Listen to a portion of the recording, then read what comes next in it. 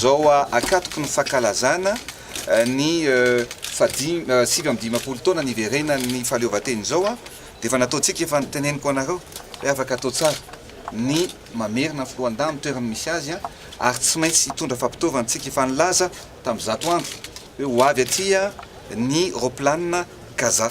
Ny Kaza nitafika rehetrarehetra matanjaka maneran-tany aty Afrika manana an'ity fitaovana ity daholo.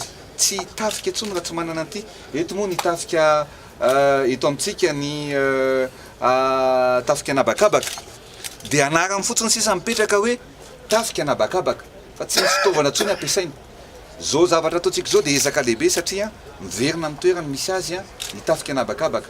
Ny fahazahoana an'ity Kaza ity zany dia raha sanatria misy vony, misy loza, misy olona tokony hoe evacueny marary, misy ohatra hoe misy toerana tsy misy herinaratra, ty afaka mitondra gropy, afaka mitondra tomobile, afaka mitondra sakafo, afaka mitondra fanafody zany zavatra rehetrarehetra zany no ataontsika.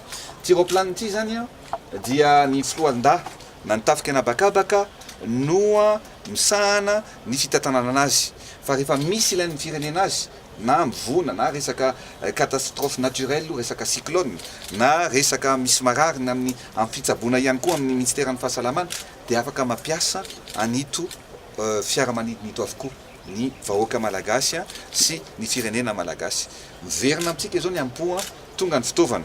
Ireo koa ny hélicoptère anaky 3 tonga araka mifampanantenana sy nively rano natao tonga izy ireo tsy resaka na onono fa tsika rehefa masoan'ny malagasy ny atao dia tokony miray fo malagasy rehetrarehetra. Ary rehefa manana mpitarika mahay ny malagasy zay mampirisika ny ekipany, mampirisika ny filohan-dàna, mampirisika ny vahoaka malagasy mba iray fo dia afaka atao foana ny mampivoatra sy mandroso. Ka ny zavatra nitranga dia zao rehefa nandehantsika tamin'ny Guinée reny contre tamin'ny Guinée hitanareo tsara fa efa manana ny toerany maizy azy ny ekipa nationale malagasy. Nanao ady sahala. Mety mbola tsy mahafa-po antsika zany fa efa dingana lehibe. Mila miray fo, miray saintsika fa tsy maintsy tafita ny ekipa malagasy, tsy maintsy tafita ary apetraka amin'ny toerany filohan-dà malagasy ary tsy maintsy tafita i Madagasikara. Avion ray Kaza io hitanareo tonga eo, efa tonga io zany. Ny hélicoptère efa tonga ihany koa, reo anankitelo reo.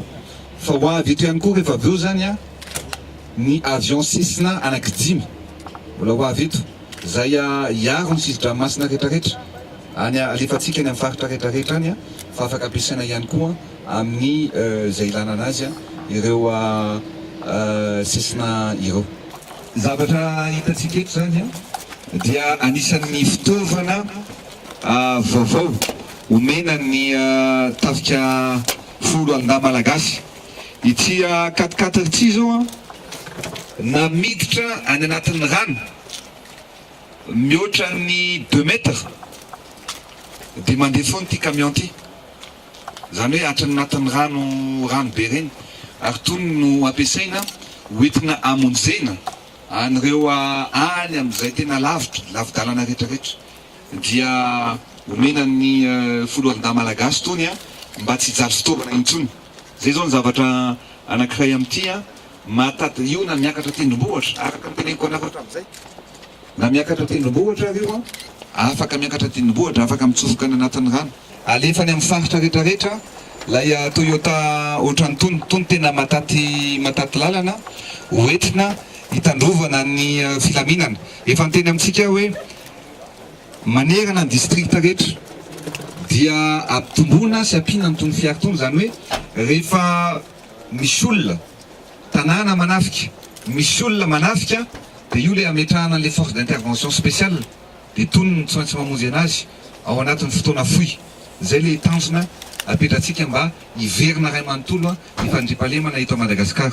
Ty indray zany dia équipe manokana mihitsy ty anaovana intervention dia moteur an'ity matanjaka be V8 ny moteur an'ity ty fiara ty ary mazaka spécial mihitsy mba tsy ho arary lamosina le olona rehefa mandeha lavitra hoe hiady amin'ny dahalo zany dia seza spécial nenazy dia misy caisse anaovana munition sy ny karazany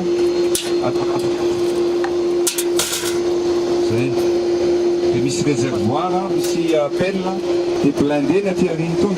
Tsy maintsy kobany. Zay.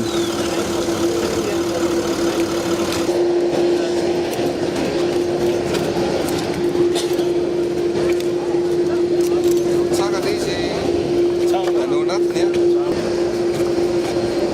Mitovy daholo izy anankitelo reo. Eurocoptera P2. Zay reo hélicoptère reo. Ary ny malagasy zany no fahantsika dia efa nanao recrutement ny ministère. Dia afaka fotoana fohy zany afaka volana vitsivitsy. Dia tokony malagasy tanteraka amin'izay no mitondra an'ireto hélicoptère reto.